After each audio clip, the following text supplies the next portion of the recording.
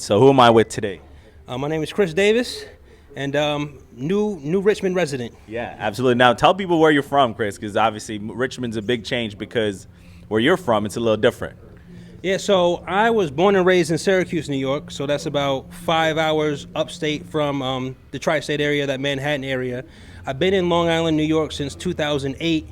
So from 2008 until this past March, I was in Long Island, New York. Yeah, well, welcome to Richmond, man. Now it's a big change. So, but we met each other here at the gym, and I've seen you getting it in and doing your thing. So I asked you for an interview. I was like, yo, it'd be dope to get together and ask you a few questions. But talk a little bit about how you got started in your fitness journey.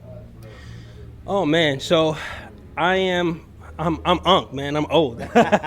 I'll be 35 in October. I started lifting when I was 17. Gold's Gym back in Syracuse put out a promotion that if you were in high school and had over a C average, they'd give you a free membership. Wow. So I was on honor roll and all that. So I had my mom take me down to the Gold's Gym. I signed up for a membership.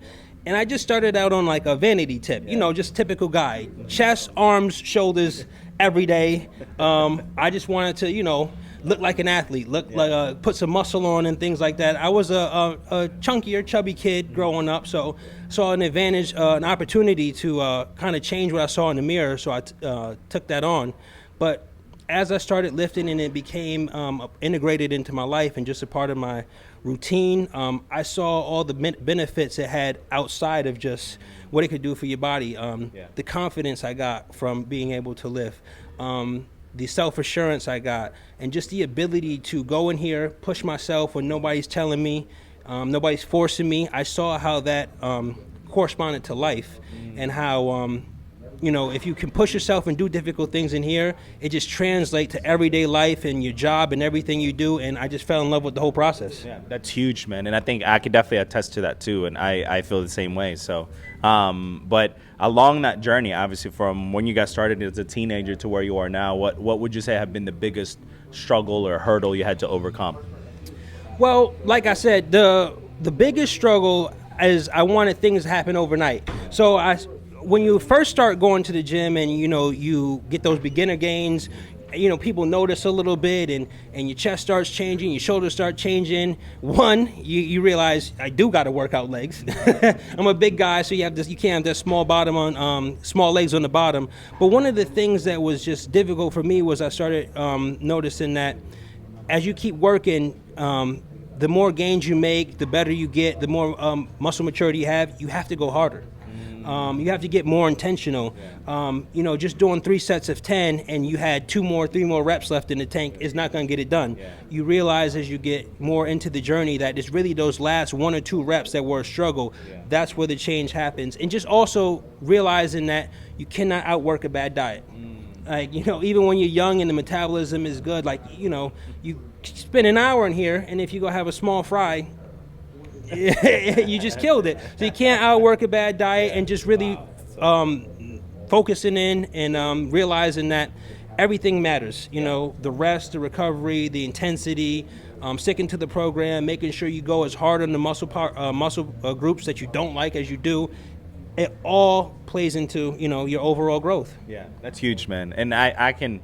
Yeah, the big thing is I see you put big numbers in the gym too. So I know you guys got to check out his videos. But any tips and advice you'd give? I know you have a lot of gyms in there already that you mentioned, but maybe number one tip advice you'd give somebody that's getting started in their fitness journey that's watching this.